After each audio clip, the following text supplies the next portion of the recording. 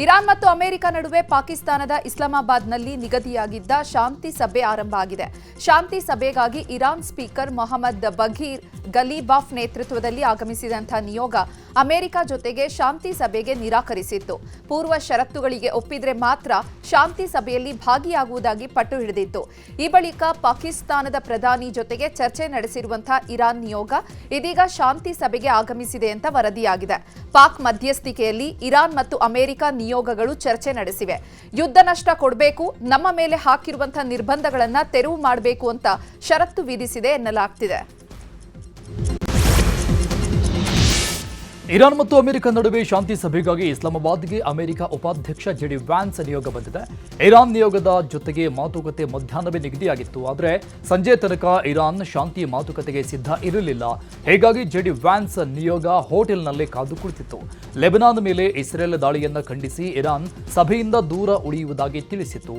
ಇದೀಗ ಶಾಂತಿ ಸಭೆ ಆರಂಭ ಆಗಿದೆ. ಆದರೆ ಲೆಬನಾನ್ ವಿಚಾರದಲ್ಲಿ ಅಮೆರಿಕ ನಿಲುವು ಏನು, ಇಸ್ರೇಲ್ ತನ್ನ ನಿರ್ಧಾರದಿಂದ ಹಿಂದೆ ಸರಿಯತ್ತಾ ಅನ್ನೋ ಬಗ್ಗೆ ಇನ್ನಷ್ಟೇ ಬಹಿರಂಗ ಆಗಬೇಕಿದೆ. ಶಾಂತಿ ಸಭೆ ಗೊಂದಲ ಆಗ್ತಿದ್ದ ಹಾಗೆ ಡೊನಾಲ್ಡ್ ಟ್ರಂಪ್ ಮತ್ತೆ ಯುದ್ಧದ ಎಚ್ಚರಿಕೆ ನೀಡಿದ್ರು. ಶಾಂತಿ ಮಾತುಕತೆಗೂ ಮುನ್ನ ಟ್ರಂಪ್ ವಾರ್ನಿಂಗ್ ಕೊಟ್ಟಿದ್ದು, ಶಾಂತಿ ಸಭೆ ಯಶಸ್ವಿಗೊಳಿಸಿ ಜೀವ ಉಳಿಸಿಕೊಳ್ಳಿ ಅಂತ ಇರಾನ್ಗೆ ಎಚ್ಚರಿಕೆ ನೀಡಿದ್ದಾರೆ. ನೀವು ಬದುಕುಳಿಯಲು ಇರುವುದು ಒಂದೇ ದಾರಿ, ಶಾಂತಿ ಸಭೆ ಇರಾನ್ ಮುಂದಿರುವಂತಹ ಆಯ್ಕೆ ಅಂತ ಹೇಳಿದ್ದಾರೆ. ಜೊತೆಗೆ ಯುದ್ಧಕ್ಕೆ ಸಜ್ಜಾಗುವಂತೆ ಯುಎಸ್ ಸೇನೆಗೆ ಟ್ರಂಪ್ ಸೂಚನೆ ನೀಡಿದ್ದಾರೆ. ಇಸ್ಲಾಮಾಬಾದ್ನಲ್ಲಿ ಸಂಧಾನ ಮಾತುಕತೆ ನಡುವೆ ಟ್ರಂಪ್ ಅಚ್ಚರಿ ಹೇಳಿಕೆ ನೀಡಿದ್ದಾರೆ. ಇರಾನ್ ಇದ್ದರೂ ಇಲ್ಲದಿದ್ದರೂ ಹರ್ಮುಜ್ ಶೀಘ್ರದಲ್ಲೇ ತೆರೆಯಲಿದೆ. ಇರಾನ್ ಸಹಕಾರವನ್ನು ನೀಡದಿದ್ದರೂ ಹರ್ಮುಜ್ ಜಲಸಂಧಿ ಮುಕ್ತ ಮಾಡ್ತೇವೆ. ಇದು ಒಪ್ಪಂದದ ಪ್ರಮುಖ ಅಂಶ ಆಗಿದೆ. ಹರ್ಮುಜ್ ಜಲಸಂಧಿಯ ಮೂಲಕ ಹಾದು ಹೋಗುವಂತಹ ಹಡಗುಗಳಿಗೆ ಇರಾನ್ ಸುಂಕ ವಿಧಿಸಲು ಬಿಡುವುದಿಲ್ಲ ಅಂತ ಅಮೆರಿಕ ಅಧ್ಯಕ್ಷ ಡೊನಾಲ್ಡ್ ಟ್ರಂಪ್ ಹೇಳಿದ್ದಾರೆ. ಒಂದು ವೇಳೆ ಇಸ್ಲಾಮಾಬಾದ್ನಲ್ಲಿ ಶಾಂತಿ ಮಾತುಕತೆ ವಿಫಲವಾದರೆ ಟ್ರಂಪ್ ಯುದ್ಧಕ್ಕೂ ಹೊಸ ಯೋಜನೆ ರೂಪಿಸಿದ್ದಾರೆ ಎನ್ನಲಾಗಿದೆ. ಗಲ್ಫ್ ರಾಷ್ಟ್ರಗಳಿಗೆ ಟ್ರಂಪ್ 1500ರಿಂದ 2000 ಹೆಚ್ಚಿನ ಯೋಧರನ್ನ ರವಾನಿಸಿದ್ದಾರೆ. ಇದರ ಜೊತೆಗೆ ಮಧ್ಯಪ್ರಾಚ್ಯ ಪಡೆಗಳ ಸಂಖ್ಯೆಯನ್ನ 40ರಿಂದ 50,000ಕ್ಕೂ ಹೆಚ್ಚಿನ ಸಂಖ್ಯೆ ಹೆಚ್ಚು ಮಾಡಿದ್ದಾರೆ. ಈ ಮೂಲಕ ರಾಜತಾಂತ್ರಿಕತೆ ವಿಫಲವಾದರೆ ಮಿಲಿಟರಿ ಕ್ರಮದ ಬಗ್ಗೆ ಇರಾನ್ಗೆ ಎಚ್ಚರಿಕೆ ನೀಡಿದ್ದಾರೆ. ಇರಾನ್ ವಿರುದ್ಧದ ನಿರಂತರ ಯುದ್ಧದಲ್ಲಿ ಅಮೆರಿಕದ ಒಟ್ಟು 39 ಯುದ್ಧ ವಿಮಾನಗಳು ಹಾನಿಯಾಗಿವೆ ಅಂತ ಮಾಹಿತಿ ಸಿಕ್ಕಿದೆ. ಇರಾನ್ ವಿರುದ್ಧ ಅಮೆರಿಕದ ಆಪರೇಷನ್ ಎಪಿಕ್ ಫ್ಯೂರಿ ಎಂಬ ಹೆಸರಿನಲ್ಲಿ 39 ದಿನಗಳ ಕಾರ್ಯಾಚರಣೆ ನಡೆಸಿತ್ತು. ಈ ಕಾರ್ಯಾಚರಣೆಯಲ್ಲಿ ಒಟ್ಟು 39 ವಿಮಾನಗಳನ್ನು ಕಳೆದುಕೊಂಡಿದೆ. ಇದರಲ್ಲಿ 10 F-35A ಯುದ್ಧ ವಿಮಾನಗಳು, 3 F-15E ಫೈಟರ್ ಜೆಟ್ ಸೇರಿದಂತೆ ಹಲವು ಯುದ್ಧ ವಿಮಾನಗಳು ನಾಶವಾಗಿವೆ. ಇಸ್ಲಾಮಾಬಾದ್ನಲ್ಲಿ ಶಾಂತಿ ಮಾತುಕತೆ ಕಸರತ್ತು ನಡುವೆ ದಕ್ಷಿಣ ಲೆಬನಾನ್ ಮೇಲೆ ಇಸ್ರೇಲ್ ಸೇನೆ ಭೀಕರ ವಾಯು ದಾಳಿ ನಡೆಸಿದೆ. ನಬಾತಿಹಾ ಜಿಲ್ಲೆಯ ಮೇಫಡೌನ್ ಪಟ್ಟಣದ ಜನವಸತಿ ಪ್ರದೇಶದ ಕಟ್ಟಡವನ್ನು ಗುರಿಯಾಗಿಸಿ ಇಸ್ರೇಲ್ ದಾಳಿ ಮಾಡಿದೆ. ಈ ದಾಳಿಯಿಂದ 3 ಸಾವನ್ನಪ್ಪಿದ್ದು ವಸತಿ ಕಟ್ಟಡವು ಸಂಪೂರ್ಣವಾಗಿ ಹಾಳಾಗಿದೆ. ಇಸ್ಲಾಮಾಬಾದ್ನಲ್ಲಿ ಅಮೆರಿಕ ಇರಾನ್ ಶಾಂತಿ ಮಾತುಕತೆ ನಡುವೆ ಭಾರತಕ್ಕೆ ಗುಡ್ ನ್ಯೂಸ್ ಸಿಕ್ಕಿದೆ. ಎಲ್ಪಿಜಿ ಹೊತ್ತ ಭಾರತದ ಜಗ್ ವಿಕ್ರಮ್ ಟ್ಯಾಂಕರ್ ಬೃಹತ್ ಹಡಗು ಇರಾನ್ನ ಹರ್ಮುಜ್ ಜಲಸಂಧಿಯನ್ನ ದಾಟಿದೆ. ಈ ಹಡಗು ಸುಮಾರು 20,400 ಮೆಟ್ರಿಕ್ ಟನ್ ಅಷ್ಟು ಎಲ್ಪಿಜಿಯನ್ನ ಹೊತ್ತು ಭಾರತದತ್ತ ಬರ್ತಾ ಇದೆ. ಸದ್ಯ ಹಡಗು ಜಲಸಂಧಿಯ ಪೂರ್ವದ ಓಮನ್ ಕೊಲ್ಲಿಯಲ್ಲಿದ್ದು ಪೂರ್ವಕ್ಕೆ ಸಾಗ್ತಾ ಇದೆ ಅಂತ ವರದಿಯಾಗಿದೆ. ಮಧ್ಯಪ್ರಾಚ್ಯದಲ್ಲಿ ಯುದ್ಧದಿಂದಾಗಿ ಇರಾನ್ನಲ್ಲಿ ಸಿಲುಕಿದ್ದ 312 ಜನ ಭಾರತೀಯ ಮೀನುಗಾರರು ಭಾರತಕ್ಕೆ ವಾಪಸ್ಸಾಗಿದ್ದಾರೆ. ಇರಾನ್ನಿಂದ ಆರ್ಮೇನಿಯಾಗೆ ಬಂದು ಅಲ್ಲಿಂದ ಸುರಕ್ಷಿತವಾಗಿ ಚೆನ್ನೈಗೆ ತಲುಪಿದ್ದಾರೆ. 312 ಮೀನುಗಾರರು ಸುರಕ್ಷಿತವಾಗಿ ಭಾರತಕ್ಕೆ ಬರಲು ನೆರವಾದ ಆರ್ಮೇನಿಯಾ ಸರ್ಕಾರಕ್ಕೆ ವಿದೇಶಾಂಗ ಇಲಾಖೆ ಸಚಿವ ಡಾಕ್ಟರ್ ಎಸ್ ಜೈಶಂಕರ್ ಧನ್ಯವಾದ ತಿಳಿಸಿದ್ದಾರೆ. ರಾಜಕೀಯ ಸುದ್ದಿಗಳನ್ನು ನೋಡೋಣ. ದಾವಣಗೆರೆ ದಕ್ಷಿಣ ಉಪಚುನಾವಣೆಯಲ್ಲಿ ಕಾಂಗ್ರೆಸ್ ವಿರುದ್ಧ ಕೆಲಸ ಮಾಡಲಾಗಿದೆ ಅಂತ ಶಾಸಕ ರಿಜ್ವಾನ್ ಹರ್ಷದ್ ಸಲೀಂ ಅಹಮದ್ ಆರೋಪ ಮಾಡಿದ್ರು. ಪರೋಕ್ಷವಾಗಿ ಜಮೀರ್ ಅವರಿಂದಲೇ ಕಾಂಗ್ರೆಸ್ಗೆ ಮುಸ್ಲಿಂ ಮತಗಳು ಬಂದಿಲ್ಲ ಅನ್ನೋದನ್ನ ವ್ಯಕ್ತಪಡಿಸಿದ್ರು. ಈ ಬಗ್ಗೆ ಕಾಂಗ್ರೆಸ್ ಹೈಕಮಾಂಡ್ಗೆ ರಣದೀಪ್ ಸಿಂಗ್ ಸುರ್ಜೇವಾಲಾ ರಿಪೋರ್ಟ್ ಕೊಟ್ಟ ಬೆನ್ನಲ್ಲೇ ಕಾಂಗ್ರೆಸ್ ಅಲ್ಪಸಂಖ್ಯಾತರ ಘಟಕದ ರಾಜ್ಯಾಧ್ಯಕ್ಷ ಸ್ಥಾನಕ್ಕೆ ಅಬ್ದುಲ್ ಜಬ್ಬಾರ್ ರಾಜೀನಾಮೆ ನೀಡಿದ್ದಾರೆ. ದಾವಣಗೆರೆ ದಕ್ಷಿಣದಲ್ಲಿ ಮುಸ್ಲಿಂ ಅಭ್ಯರ್ಥಿಗೆ ಬೆಂಬಲ ನೀಡಿದ್ದ ಆರೋಪ ಇತ್ತು. ತಮ್ಮ ವಿರುದ್ಧ ಪಕ್ಷ ವಿರೋಧಿ ಚಟುವಟಿಕೆ ಆರೋಪದ ಬೆನ್ನಲ್ಲೇ ಅಲ್ಪಸಂಖ್ಯಾತ ಘಟಕಕ್ಕೆ ಅಬ್ದುಲ್ ಜಬ್ಬಾರ್ ರಾಜೀನಾಮೆ ಸಲ್ಲಿಕೆ ಮಾಡಿದ್ದಾರೆ. ದಾವಣಗೆರೆ ಉಪ ಚುನಾವಣೆ ಷಡ್ಯಂತ್ರ ವಿಚಾರವಾಗಿ ಮಾಜಿ ಸಂಸದ ಡಿಕೆ ಸುರೇಶ್ ಪ್ರತಿಕ್ರಿಯೆ ಕೊಟ್ಟಿದ್ದು, ಈ ವಿಚಾರದ ಬಗ್ಗೆ ನನಗೆ ಹೆಚ್ಚಿನ ಮಾಹಿತಿ ಇಲ್ಲ, ಆದರೆ ಉತ್ತಮ ಫಲಿತಾಂಶ ಬರುತ್ತೆ, ಕಾಂಗ್ರೆಸ್ ಅಭ್ಯರ್ಥಿ ಸಮರ್ಥ ಗೆಲ್ತಾರೆ ಅಂತ ವಿಶ್ವಾಸ ವ್ಯಕ್ತಪಡಿಸಿದ್ದಾರೆ. ಆರೋಪ ಪ್ರತ್ಯಾರೋಪಗಳು ಸಹಜ, ಆದರೆ ಪಕ್ಷ ಎಲ್ಲವನ್ನ ಗಮನಿಸುತ್ತೆ. ಚುನಾವಣೆ ಉತ್ತಮ ರೀತಿಯಲ್ಲಿ ನಡೆದಿದೆ.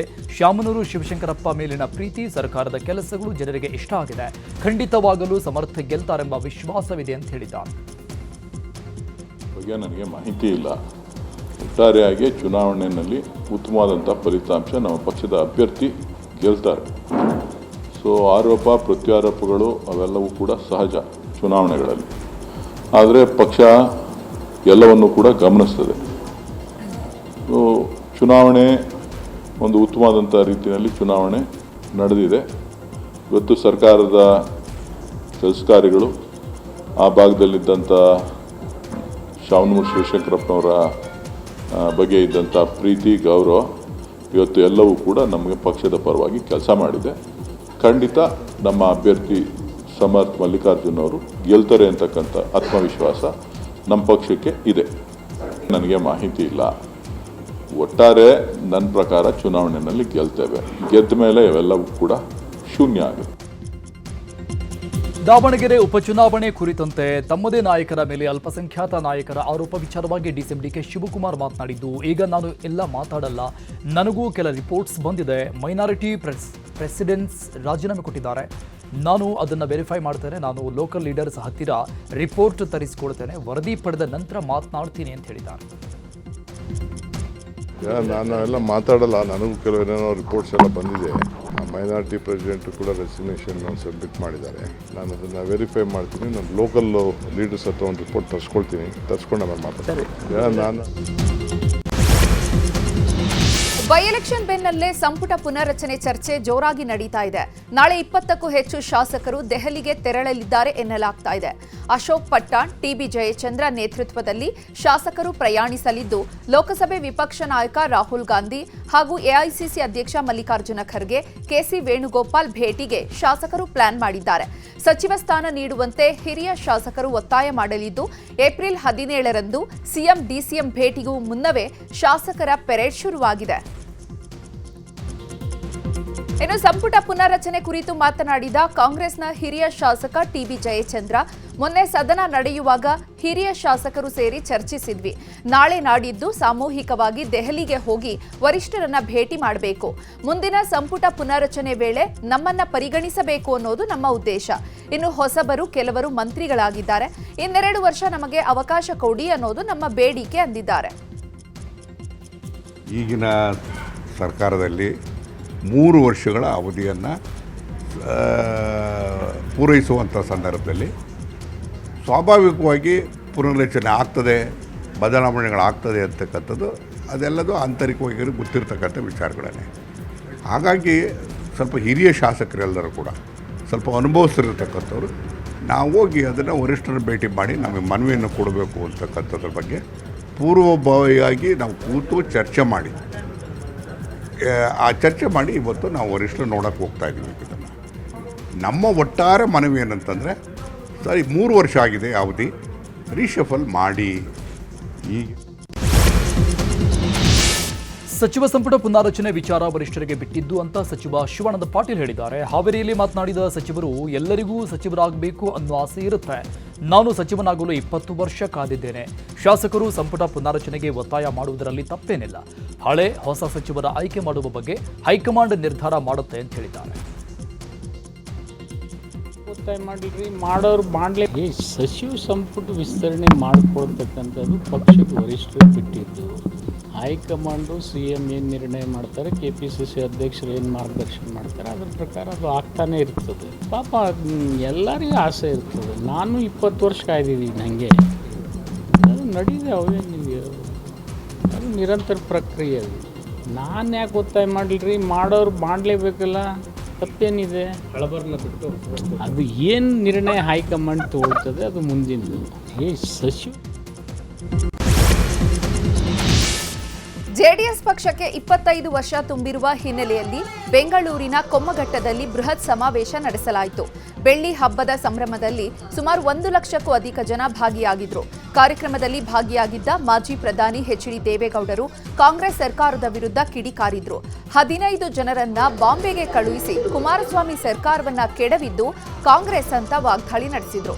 ಇನ್ನು ಕೇಂದ್ರ ಸಚಿವ ಎಚ್.ಡಿ. ಕುಮಾರಸ್ವಾಮಿ ಕೂಡ ಗ್ಯಾರಂಟಿಯ 2,000 ಹಣದಿಂದ ಜನರ ಸಮಸ್ಯೆ ನಿವಾರಣೆಯಾಗಲ್ಲ. ಜೆಡಿಎಸ್ ನೇತೃತ್ವದಲ್ಲಿ ಮೈತ್ರಿ ಸರ್ಕಾರ ಬರುವ ತನಕ ರಾಜ್ಯಕ್ಕೆ ಹಿಡಿದಿರುವಂತಹ ಗ್ರಹಣ ಬಿಡಲ್ಲ ಅಂದಿದ್ದಾರೆ. ನಿಖಿಲ್ ಕುಮಾರಸ್ವಾಮಿ ರಾಜ್ಯ ಸರ್ಕಾರದ ವಿರುದ್ಧ ವಾಗ್ದಾಳಿ ನಡೆಸಿದ್ದು ಜಿಬಿಎ ಚುನಾವಣೆ ನಡೆಸುವುದಕ್ಕೆ ಮನಸ್ಸಿಲ್ಲ ಅಂತ ಕುಟುಕಿದ್ದಾರೆ. ಜಾತ್ಯತೀತ ಜನತಾದಳಕ್ಕೆ ಒಂದು ಕಾರ್ಯಕ್ರಮದಲ್ಲಿ ನೆಲೆಗಟ್ಟಿದೆ. ಅದರ ಆಧಾರದ ಮೇಲೆ ಹೋಗ್ತೀವಿ ನಾವು. ಹೌದು, ಕುಮಾರಸ್ವಾಮಿ ಸರ್ಕಾರವನ್ನು ತೆಗೆದವರು ನೀವು. ಈ ಗ್ರಹಣದ ಮೋಕ್ಷ ಆಗ್ತಕ್ಕಂಥದ್ದು ಕರ್ನಾಟಕದಲ್ಲಿ ಜನತಾದಳದ ಸರ್ಕಾರ, ಮೈತ್ರಿ ಸರ್ಕಾರ ಈ ರಾಜ್ಯದಲ್ಲಿ ಬರ್ತಕ್ಕಂಥ ಒಂದು ವಾತಾವರಣ, ಈ ನಾಡಿನ ಜನತೆ, ಅದರಲ್ಲೂ ವಿಶೇಷವಾಗಿ ಬೆಂಗಳೂರಿನ ನಾಗರಿಕರು ನೀವು ನೀಡತಕ್ಕಂಥ ತೀರ್ಮಾನ ಮಾಡಿದರೆ ಒಂದು ಹೊಸ ಬದಲಾವಣೆಯನ್ನ, ನಾನು ಆಂಧ್ರ ಪ್ರದೇಶದಲ್ಲಿ ಮಾಡಿರ್ತಕ್ಕಂಥ ಕೆಲಸವನ್ನ ಉದಾಹರಣೆ ಕೊಡೋದಿಲ್ಲ. ಬಿಬಿಎಂಪಿ ಚುನಾವಣೆ ನಡೆಸಿ ಸರಿಸುಮಾರು 11 ವರ್ಷ ಆಗಿದೆ.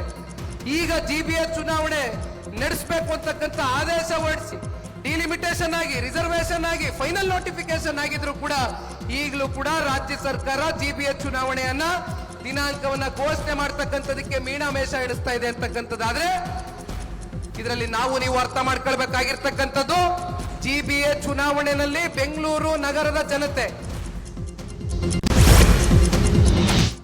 ಈಗ ರಾಜ್ಯದ ಪ್ರಮುಖ ಸುದ್ದಿ ನೋಡೋಣ. ಕಲಬುರಗಿ ಜಿಲ್ಲೆ ಚಿತ್ತಾಪುರ ತಾಲೂಕಿನ ಸೂಗೂರು ಎಸ್ ಗ್ರಾಮದ ಭೋಜಲಿಂಗೇಶ್ವರ ನೂತನ ದೇಗುಲವನ್ನು ಸಿಎಂ ಸಿದ್ದರಾಮಯ್ಯ ಲೋಕಾರ್ಪಣೆ ಮಾಡಿದ್ದಾರೆ.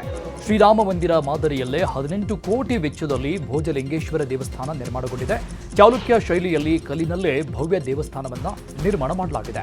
ಭಕ್ತರು ದೇಗುಲ ನಿರ್ಮಾಣಕ್ಕೆ ದೇಣಿಗೆಯನ್ನೂ ನೀಡಿದ್ದಾರೆ. ದೇವಸ್ಥಾನ ಲೋಕಾರ್ಪಣೆ ಮಾಡಿದ ಸಿಎಂ ಸಿದ್ದರಾಮಯ್ಯ ದೇವಸ್ಥಾನ ವೀಕ್ಷಣೆ ಮಾಡಿದರು. ಬಳಿಕ ನೂತನ ಬೆಳ್ಳಿ ರಥಕ್ಕೆ ಚಾಲನೆ ಮತ್ತು ನೂತನ ಕಲ್ಯಾಣ ಮಂಟಪವನ್ನು ಉದ್ಘಾಟಿಸಿ ವೇದಿಕೆ ಕಾರ್ಯಕ್ರಮದಲ್ಲಿ ಭಾಗಿಯಾದರು. ಶಿವಮೊಗ್ಗದಲ್ಲಿ ಪಶುವೈದ್ಯೆ ಸಮೀಕ್ಷಾ ಸಾವಿಗೆ ಕಾರಣವಾದ ಗರ್ಭಿಣಿ ನೀರಾನೆ ಮೇಲೆ ತೀವ್ರ ನಿಗಾ ವಹಿಸಲಾಗಿದೆ. ಬನ್ನೇರುಘಟ್ಟ ಮತ್ತು ಮೈಸೂರು ಝೂ ವೈದ್ಯಾಧಿಕಾರಿಗಳು ಶಿವಮೊಗ್ಗದ ತ್ಯಾವರಕೊಪ್ಪಗೆ ಆಗಮಿಸಿದ್ದು 2 ದಿನಗಳ ಕಾಲ ನೀರಾನೆಗೆ ಚಿಕಿತ್ಸೆ ನೀಡಲಿದ್ದಾರೆ. ಗರ್ಭಿಣಿ ನೀರಾನೆಗೆ ಡಾರ್ಟ್ ಮಾಡಿ ವಿವಿಧ ಸ್ಯಾಂಪಲ್ ಕಲೆಕ್ಟ್ ಮಾಡಿರುವಂತಹ ವೈದ್ಯರು ಇಂದು ಅಥವಾ ನಾಳೆ ಆರೋಗ್ಯದ ವರದಿ ನೀಡಲಿದ್ದಾರೆ.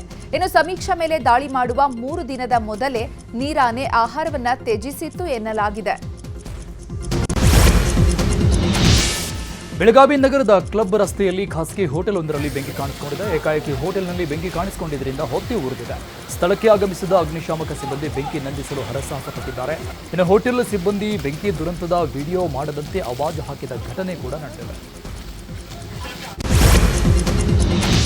ಹಾವೇರಿ ಜಿಲ್ಲೆ ಬ್ಯಾಡಗಿ ತಾಲೂಕಿನ ಗುಮ್ಮನಹಳ್ಳಿ ಗ್ರಾಮದಲ್ಲಿ ಹಸುವೊಂದು ಓಡಿ ಬಂದು ಅಜ್ಜಿಗೆ ಗುದ್ದಿರುವಂತಹ ಘಟನೆ ನಡೆದಿದೆ. ಏಕಾಏಕಿ ಹಸು ವೃದ್ಧೆ ಮೇಲೆ ಎರಗಿದ್ದು ಗೂಡ್ಸ್ ಗಾಡಿಗೆ ಒರಗಿ ನಿಂತಿದ್ದಾರೆ. ಈ ಘಟನೆಯಲ್ಲಿ ಪಾರ್ವತಮ್ಮ ಸುಂಕದ ಗುಮ್ಮನಹಳ್ಳಿ ಪ್ರಾಣಾಪಾಯದಿಂದ ಪಾರಾಗಿದ್ದಾರೆ. ಅಜ್ಜಿಯನ್ನ ಅಟ್ಟಾಡಿಸಿಕೊಂಡು ಬಂದ ದೃಶ್ಯ ಸಿಸಿಟಿವಿಯಲ್ಲಿ ಸೆರೆಯಾಗಿದೆ.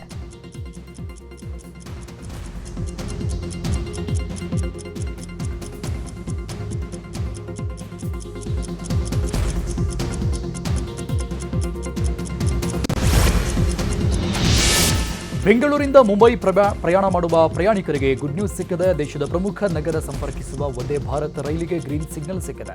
ಈ ಹೊಸ ರೈಲು ಕೆಎಸ್ಆರ್ ಬೆಂಗಳೂರು ಮತ್ತು ಮುಂಬೈನ ಛತ್ರಪತಿ ಶಿವಾಜಿ ಮಹಾರಾಜ್ ಟರ್ಮಿನಲ್ ನಡುವೆ ಸಂಚಾರ ನಡೆಸಲಿದೆ. ಹೊಸ ರೈಲಿಂದ ಪ್ರಯಾಣದ ಸಮಯ ಕಡಿಮೆಯಾಗುವ ನಿರೀಕ್ಷೆ ಇದೆ. ಉದ್ಯಾನ್ ಎಕ್ಸ್ಪ್ರೆಸ್ ಮಾತ್ರ ನೇರ ಸಂಪರ್ಕ ಕಲ್ಪಿಸ್ತಾ ಇದ್ದು ಸುಮಾರು 1136 ಕಿಲೋಮೀಟರ್ ದೂರವನ್ನು 23ರಿಂದ 24 ಗಂಟೆಗಳ ಅವಧಿಯಲ್ಲಿ ತಲುಪ್ತಾ ಇತ್ತು. ಇದೀಗ ವಂದೇ ಭಾರತ್ ಸ್ಲೀಪರ್ ರೈಲಿನಲ್ಲಿ ಪ್ರಯಾಣದ ಸಮಯ ಗಣನೀಯವಾಗಿ ಕಡಿಮೆಯಾಗುವ ನಿರೀಕ್ಷೆ ಇದೆ.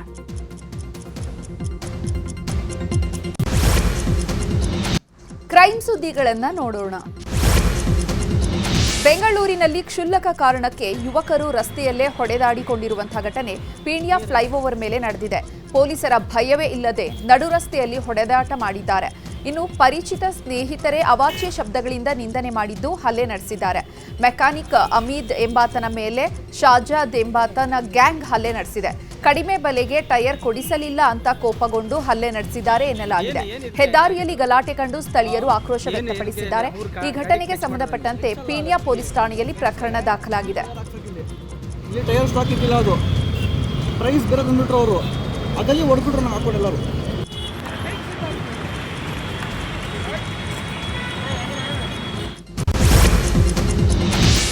ಕಾಂಗ್ರೆಸ್ ಯುವ ನಾಯಕ ಫೈರೋಜ್ ಹತ್ಯೆ ಪ್ರಕರಣ ಖಂಡಿಸಿ ಧಾರವಾಡ ಉಪನಗರ ಠಾಣೆ ಎದುರು ಸಂಬಂಧಿಕರು ಪ್ರತಿಭಟನೆಗೆ ಮುಂದಾಗಿದ್ದರು. ಆದರೆ ಮೃತ ಫೈರೋಜ್ ಸಂಬಂಧಿಕರ ಮನವೊಲಿಸಿದ ಪೊಲೀಸರು ಉಪನಗರ ಪೊಲೀಸ್ ಠಾಣೆಯ ಎದುರು ಮೃತದೇಹ ತರುವುದನ್ನೇ ತಡೆದರು. ಈ ವೇಳೆ ಪೊಲೀಸರು ಹಾಗೂ ಸಂಬಂಧಿಕರ ನಡುವೆ ವಾಗ್ವಾದ ಆಯಿತು. ಕೊಲೆಯಲ್ಲಿ ಪ್ರಮುಖ ಆರೋಪಿಗಳನ್ನು ಅರೆಸ್ಟ್ ಮಾಡಿಲ್ಲ ಅಂತ ಕಿಡಿಕಾರಿದ್ರು. ಜೀವ ಬೆದರಿಕೆ ಹಿನ್ನೆಲೆ ಫೈರೋಜ್ 6 ತಿಂಗಳ ಹಿಂದೆನೇ ದೂರು ಕೊಟ್ಟಿದ್ರು. ಆದರೂ ಪೊಲೀಸರು ನಿರ್ಲಕ್ಷ್ಯ ವಹಿಸಿದ್ದಾರೆ ಅಂತ ಕುಟುಂಬಸ್ಥರು ಆರೋಪ ಮಾಡಿದ್ದಾರೆ. ಯೂತ್ ಕಾಂಗ್ರೆಸ್ ಪ್ರಧಾನ ಕಾರ್ಯದರ್ಶಿ ಕೊಲೆ ವಿಚಾರವಾಗಿ ಧಾರವಾಡದಲ್ಲಿ ಕೇಂದ್ರ ಸಚಿವ ಪ್ರಹ್ಲಾದ್ ಜೋಶಿ ಪ್ರತಿಕ್ರಿಯಿಸಿದ್ದಾರೆ. ಈ ಬಗ್ಗೆ ಮಾತನಾಡಿದ ಕೇಂದ್ರ ಸಚಿವರು ಕಾಂಗ್ರೆಸ್ ಸರ್ಕಾರದ ವಿರುದ್ಧ ಕಿಡಿಕಾರಿದ್ದಾರೆ. ರಾಜ್ಯದಲ್ಲಿ ಕಾನೂನು ಸುವ್ಯವಸ್ಥೆ ಸಮಸ್ಯೆ ಇದೆ. ಸರ್ಕಾರ ಪೊಲೀಸ್ ವರ್ಗಾವಣೆಯಲ್ಲಿ ಭ್ರಷ್ಟಾಚಾರ ಮಾಡಿದೆ. ಈ ಹಿನ್ನೆಲೆ ಇಂತಹ ಘಟನೆಗಳು ನಡೆಯುವುದು ಸಹಜವಾಗಿದೆ. ಒಬ್ಬ ಕಾಂಗ್ರೆಸ್ ಮುಖಂಡ ಮತ್ತೊಬ್ಬ ಕಾಂಗ್ರೆಸ್ ಮುಖಂಡನ ಕೊಲೆ ಮಾಡಿದ್ದಾನೆ ಅಂದ್ರೆ ಕಾಂಗ್ರೆಸ್ ಮುಖಂಡನಿಗೆ ರಕ್ಷಣೆ ಇಲ್ವಾ ಅನ್ನುವಂತಹ ಸ್ಥಿತಿಗೆ ಬಂದಿದೆ ಎಂದಿದ್ದಾರೆ. ಒಟ್ಟಾರೆ ಕಾನೂನು ಸುವ್ಯವಸ್ಥೆ ರಾಜ್ಯದಲ್ಲಿ ಭಾಳಷ್ಟು ಗಂಭೀರವಾದಂಥ ಸಮಸ್ಯೆ ಇದೆ. ಸರ್ಕಾರ ಯಾಕಂದರೆ ಪೊಲೀಸ್ ಟ್ರಾನ್ಸ್ಫರ್ದಲ್ಲಿ ಭಯಂಕರ ಪ್ರಮಾಣದಲ್ಲಿ ಭ್ರಷ್ಟಾಚಾರ, ದುಡ್ಡು, ಕಾಸು ಎಲ್ಲ ಇರೋದರಿಂದ ಇದು ಸಹಜವಾಗಿ ಆಗಿದೆ. ಆದರೆ ನಿನ್ನಿದು ಏನಾಗಿದೆ ಅಂತ ಅನ್ನೋದು ನನಗೆ ಭಾಳ ಪರ್ಟಿಕ್ಯುಲರ್ ಗೊತ್ತಿಲ್ಲ. ಆದರೆ ಕಾಂಗ್ರೆಸ್ ಒಬ್ಬ ಮುಖಂಡನೇ ಇನ್ನೊಬ್ಬ ಕಾಂಗ್ರೆಸ್ ಮುಖಂಡನನ್ನು ಕೊಂದು ಹಾಕಿದ್ದಾನೆ, ಮರ್ಡರ್ ಮಾಡಿದ್ದಾನೆ ಅನ್ನುವಂಥ ಪ್ರಾಥಮಿಕ ಮಾಹಿತಿಗಳು ನನಗೆ ಗೊತ್ತಾಗಿರೋದು. ಕಾಂಗ್ರೆಸ್ದ ಮುಖಂಡನಿಗೆ ರಕ್ಷಣೆ ಇಲ್ಲ.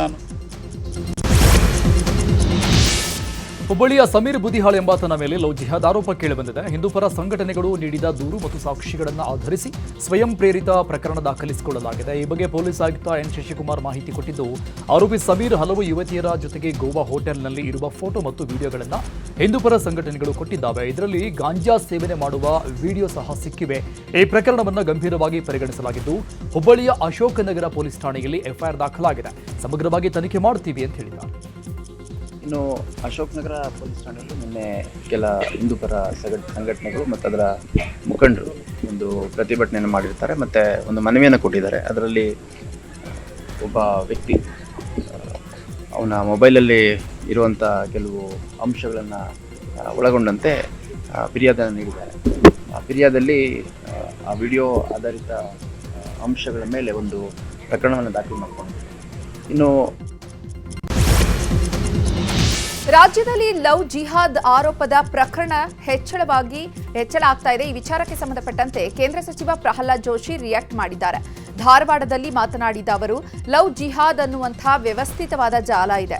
ದೇಶದ ಎಲ್ಲಾ ಕಡೆಯೂ ಕೂಡ ಲವ್ ಜಿಹಾದ್ ನಡೀತಾ ಇದೆ. ಕಾಂಗ್ರೆಸ್ ಸರ್ಕಾರ ಇರುವ ಕಡೆ ಹೆಚ್ಚಾಗಿ ನಡೀತಾ ಇದ್ದು, ಈ ಬಗ್ಗೆ ಗಂಭೀರವಾಗಿ ಪರಿಗಣಿಸಬೇಕು ಅಂತ ರಾಜ್ಯ ಸರ್ಕಾರಕ್ಕೆ ಒತ್ತಾಯಿಸಿದರು. ಹುಬ್ಬಳ್ಳಿ ಬಳಿಕ ಈಗ ಕೊಪ್ಪಳದಲ್ಲೂ ಲವ್ ಜಿಹಾದ್ ಆರೋಪ ಸದ್ದು ಮಾಡ್ತಾ ಇದೆ. ಕೊಪ್ಪಳದಲ್ಲಿ ಹಿಂದೂ ಯುವತಿಯರ ಜೊತೆ ಮುಸ್ಲಿಂ ಯುವಕ ಫ್ಲರ್ಟ್ ಮಾಡ್ತಾನೆ ಎಂಬ ಆರೋಪ ಕೇಳಿಬಂದಿದೆ. ಅಳವಂಡಿಯ ಮುಸ್ತಾಫ್ ಎಕ್ಲಾಸ್ಪುರ ಎಂಬಾತನ ವಿರುದ್ಧ ಹಿಂದೂಪರ ಸಂಘಟನೆಗಳು ಲವ್ ಜಿಹಾದ್ ಆರೋಪ ಮಾಡಿ ಕ್ರಮಕ್ಕೆ ಎಸ್ಪಿ ಡಾಕ್ಟರ್ ರಾಮ ಅರಸಿದ್ದಿಗೆ ಮನವಿ ಮಾಡಿದ್ದಾರೆ. ನಿನ್ನೆ ಜಿಲ್ಲಾಸ್ಪತ್ರೆಯಲ್ಲಿ ಯುವತಿಯೊಂದಿಗೆ ಮುಸ್ತಾಫ್ ಅಸಭ್ಯ ವರ್ತಿಸಿದ್ದಾನೆ. ಇದನ್ನು ಪ್ರಶ್ನಿಸಿದಾಗ ಆಕೆಯನ್ನ ಪ್ರೀತಿಸುವುದಾಗಿ ಹೇಳಿದ್ದ. ಬಳಿಕ ಮೊಬೈಲ್ ಪರಿಶೀಲಿಸಿದಾಗ 16 ಜನ ಹುಡುಗಿಯರ ಜೊತೆ ಫೋಟೋ, ಅಶ್ಲೀಲ ವಿಡಿಯೋಗಳಿವೆ ಅಂತ ಹಿಂದೂಪರ ಸಂಘಟನೆಗಳು ಆರೋಪಿಸಿದ್ದಾರೆ. ಸದ್ಯ ಆರೋಪಿಯನ್ನ ವಶಕ್ಕೆ ಪಡೆದು ವಿಚಾರಣೆ ಮಾಡಲಾಗ್ತಾ ಇದೆ ಅಂತ ಎಸ್ಪಿ ಡಾಕ್ಟರ್ ರಾಮ ಅರಸಿದ್ದಿ ತಿಳಿಸಿದ್ದಾರೆ.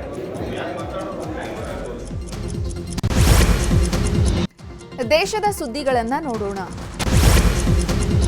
ಪಶ್ಚಿಮ ಬಂಗಾಳ ವಿಧಾನಸಭೆ ಚುನಾವಣೆ ಅಖಾಡ ರಂಗೇರಿದೆ. ಉಭಯ ಪಕ್ಷದ ನಾಯಕರು ಭರ್ಜರಿ ಪ್ರಚಾರದಲ್ಲಿ ತೊಡಗಿಕೊಂಡಿದ್ದಾರೆ. ಪಶ್ಚಿಮ ಬಂಗಾಳದಲ್ಲಿ ಪ್ರಧಾನಿ ಮೋದಿ ಚುನಾವಣಾ ರ್ಯಾಲಿಯಲ್ಲಿ ಪಾಲ್ಗೊಂಡಿದ್ದಾರೆ. ದಕ್ಷಿಣ ದಿನಾಜ್ಪುರ ಜಿಲ್ಲೆಯಲ್ಲಿ ಚುನಾವಣಾ ರ್ಯಾಲಿಯನ್ನು ಉದ್ದೇಶಿಸಿ ಮಾತನಾಡಿದ ಮೋದಿ, ಟಿಎಂಸಿಯ ಲೂಟಿ ಮತ್ತು ಸುಳ್ಳಿನ ರಾಜಕೀಯ, ಭಯದ ಆಳ್ವಿಕೆ ಶೀಘ್ರದಲ್ಲೇ ಕೊನೆಗೊಳ್ಳಲಿದೆ ಎಂದಿದ್ದಾರೆ. ಇನ್ನು ಬಂಗಾಳಿಗಳು ಅಲ್ಪಸಂಖ್ಯಾತರಾಗಲು ಬಿಜೆಪಿ ಎಂದಿಗೂ ಅವಕಾಶ ನೀಡುವುದಿಲ್ಲ ಅಂತ ಭರವಸೆ ನೀಡಿದ್ದಾರೆ. ಎಸ್ಐಆರ್ ಅನ್ನೋದು ಒಂದು ದೊಡ್ಡ ಹಗರಣ. ಇದು ಎಸ್ಐಆರ್ ಅಲ್ಲ, ಬದಲಾಗಿ ಬಿಜೆಪಿ ಅಧಿಕಾರಕ್ಕೆ ತರುವ ಪ್ರಯತ್ನ ಅಂತ ಪಶ್ಚಿಮ ಬಂಗಾಳ ಸಿಎಂ ಮಮತಾ ಬ್ಯಾನರ್ಜಿ ವಾಗ್ದಾಳಿ ನಡೆಸಿದರು. ಕೇಶಿಯೇರಿಯಲ್ಲಿ ಚುನಾವಣಾ ರ್ಯಾಲಿ ಉದ್ದೇಶಿಸಿ ಮಾತನಾಡಿದ ಬಂಗಾಳ ಸಿಎಂ, ಚುನಾವಣೆಗಳು ನಡೀತಾ ಇದೆ, ಅದರ ನಡುವೆ ಸಂಸತ್ತಿನಲ್ಲಿ ಡಿಲಿಟಿಮೇಷನ್ ಮಸೂದೆ ತರ್ತಾ ಇದ್ದಾರೆ. ಇದರ ಬಗ್ಗೆ ಚರ್ಚೆಯೂ ಆಗಿಲ್ಲ. ಇದರ ಹಿಂದೆ ಕಾರಣ ಏನು ಅಂದ್ರೆ ಬಂಗಾಳವನ್ನ ವಿಭಜಿಸಿ ಇಲ್ಲಿ ಎನ್ಸಿಆರ್ ನಡೆಸಲು ಮುಂದಾಗಿದ್ದಾರೆ ಅಂತ ವಾಗ್ದಾಳಿ ನಡೆಸಿದ್ದಾರೆ.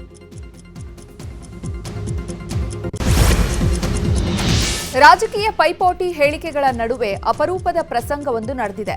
ಪ್ರಧಾನಿ ನರೇಂದ್ರ ಮೋದಿ ಸಂಸತ್ತಿನ ಆವರಣದಲ್ಲಿ ವಿರೋಧ ಪಕ್ಷದ ನಾಯಕ ರಾಹುಲ್ ಗಾಂಧಿ ಜೊತೆ ಮಾತುಕತೆ ನಡೆಸಿದ್ದಾರೆ.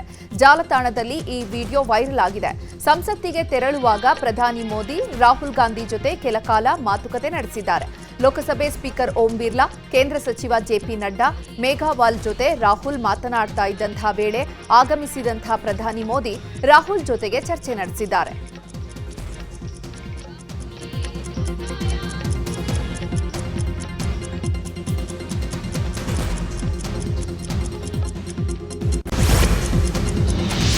ಮಹಾರಾಷ್ಟ್ರ ಹಿರಿಯ ಸಚಿವ ಛಗನ್ ಭುಜಬಲ್ ಪ್ರಯಾಣ ಮಾಡ್ತಾ ಇದ್ದ ಹೆಲಿಕಾಪ್ಟರ್ ಭಯಾನಕ ರೀತಿಯಲ್ಲಿ ಲ್ಯಾಂಡಿಂಗ್ ಆಗಿದೆ. ಪುಣೆಯ ಪುರಂದರ್ ತಾಲೂಕಿನ ಖಾನ್ವಾಡಿ ಗ್ರಾಮದಲ್ಲಿ ಆತಂಕಕಾರಿ ರೀತಿಯಲ್ಲಿ ಪೈಲಟ್ ಲ್ಯಾಂಡ್ ಮಾಡಿದ್ದಾರೆ.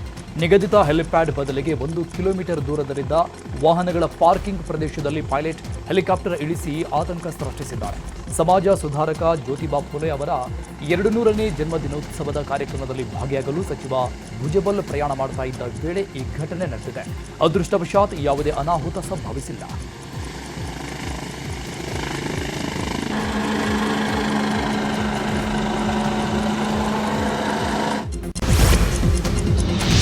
ರಾಜಸ್ಥಾನದ ಚುರುವಿನಲ್ಲಿರುವಂತಹ ಸಲಸರ್ ಬಾಲಾಜಿ ದೇಗುಲಕ್ಕೆ ಅಸ್ಸಾಂ ಸಿಎಂ ಆಗಿರುವಂತಹ ಹಿಮಂತ್ ಬಿಸ್ವ ಶರ್ಮಾ ಭೇಟಿ ನೀಡಿದ್ದಾರೆ.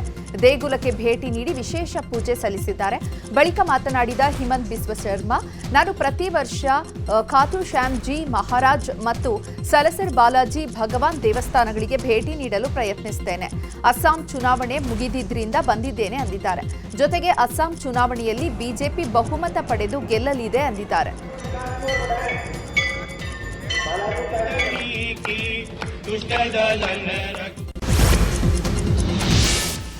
ಉತ್ತರಾಖಂಡ್ನಲ್ಲಿ ನಿರಂತರ ಹಿಮಪಾತ ಆಗ್ತಾ ಇದೆ. ಕೇದಾರನಾಥದಲ್ಲಿ ಭಾರೀ ಹಿಮಪಾತ ಸಂಭವಿಸಿದ್ದು ದೇಗುಲದ ಸುತ್ತಮುತ್ತಲಿನ ಪ್ರದೇಶದಲ್ಲಿ ದಟ್ಟವಾದ ಮಂಜು ಆವರಿಸಿದೆ. ಭೂಮಿಯ ಮೇಲಿನ ಸ್ವರ್ಗದಂತೆ ಭಾಸವಾಗ್ತಾ ಇದೆ. ಇನ್ನು ಕೆಲವೇ ದಿನಗಳಲ್ಲಿ ಯಾತ್ರೆ ಆರಂಭವಾಗಲಿದ್ದು ಯಾತ್ರಾರ್ಥಿಗಳಿಗೆ ಯಾವುದೇ ತೊಂದರೆ ಆಗದಂತೆ ಸೂಕ್ತ ಕ್ರಮಗಳನ್ನು ಕೈಗೊಳ್ಳಲಾಗುತ್ತಿದೆ. ರುದ್ರಪ್ರಯಾಗ ಆಡಳಿತ ಮಂಡಳಿ ನಿರಂತರವಾಗಿ ರಸ್ತೆ ಸಂಪರ್ಕ ಸುಗಮಗೊಳಿಸುವ ಕಾರ್ಯದಲ್ಲಿ ನಿರತವಾಗಿದೆ.